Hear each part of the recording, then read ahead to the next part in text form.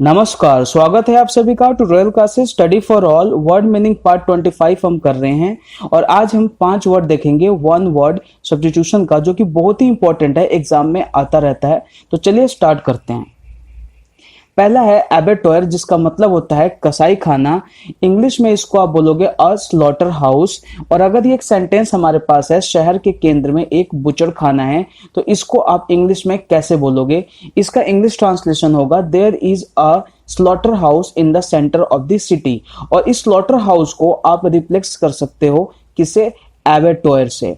एबेटोर से आप रिप्लेस कर सकते हो बिकॉज एबेटोर का ही मतलब होता है a slaughter house. So sentence क्या हो जाएगा? There is an abattoir in the centre of the city.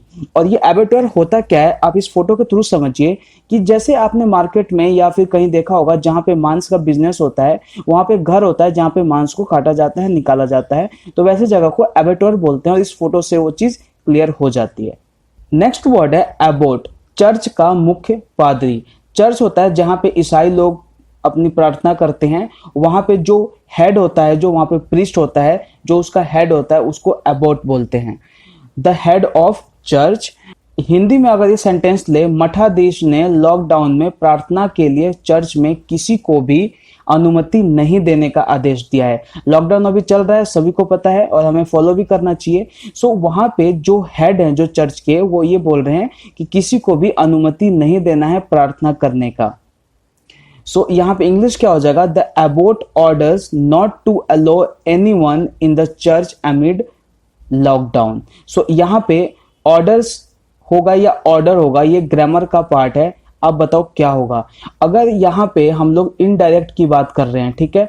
Direct की नहीं बात कर रहे हैं, इनडायरेक्ट की बात कर रहे हैं। और इनडायरेक्ट के सेंस में हम लोग यहाँ पे क्या कर रहे हैं कि ये एक सेंटेंस है, इंपैरेटिव सेंटेंस है। और जब इंपैरेटिव सेंटेंस होता है तो वहां पे हम नॉट टू का यूज करते हैं, और यहाँ पे ऑर्डर्ड होगा। The abbot ordered not to allow anyone in the church amid lockdown. तो यहाँ पे अभी सेंटेंस से भी समझ सकते हैं कि ये क्यों है ऐसा। ये देखो, यहाँ पे ये हेड है, एबोट है ये, और आप देख पा रहे हैं चर्च बिल्कुल खाली है। नेक्स्ट सेंटेंस है एब्रिविएशन, एक वर्ब है जिसका मतलब होता है किसी शब्द समूह का संक्षिप्त रूप। इंग्लिश में इसका मतलब होता है a shorten form of a word. क्या होता है ये संक्षिप्त करने का? अभी आपको समझ आएगा। जैसे एक सेंटेंस है, मुझे दोस्तों के साथ चैट करते समय संक्षिप्त शब्द का उपयोग करना पसंद है। जैसे कि आपने देखा होगा जब आप व्हाट्सएप पे चैट करते हो तो एम लिख देते हो, एम को आप एम लिख देते हो, ऐसा क्यों? ये सब एब्रिविएशन ही कहलाता है। इंग्लिश में इसका ट्रांसलेशन होगा I like to use abbreviation while chat with friends. इस फोटो में समझिए कि ये जो यूके है, यूनाइटेड किंगडम, तो ये एब्रिविएशन है। USA, United state of America. तो और ये एक्रोनिम्स होते हैं। बहुत ही लोग कंफ्यूज होते हैं कि एक्रोनिम और एब्रिविएशन तो एक ही चीज है। नहीं, ये देखो, जैसे ये रडार है, ये एक अलग मतलब है, आर का अलग है, ए का अलग है, डी का अलग है, ए का अलग है, आर का अलग मतलब है, लेकिन पढ़ते इसको राडार है। लेकिन यहाँ पे ऊषा नहीं पढ़ते हैं, यहाँ पे यूएसए पढ़ते हैं। तो यही अंतर है एब्रिविएशन और एक्रोनिम्स में। Every acronyms is an abbreviation but all abbreviation can not be acronyms.